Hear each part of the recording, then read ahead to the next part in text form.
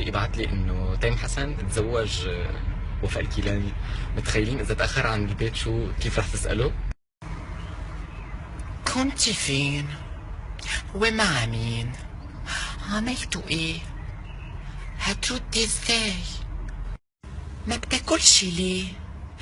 تغديت مع صحابك؟ هو انا طبختي الملوخية لمين؟ لمين؟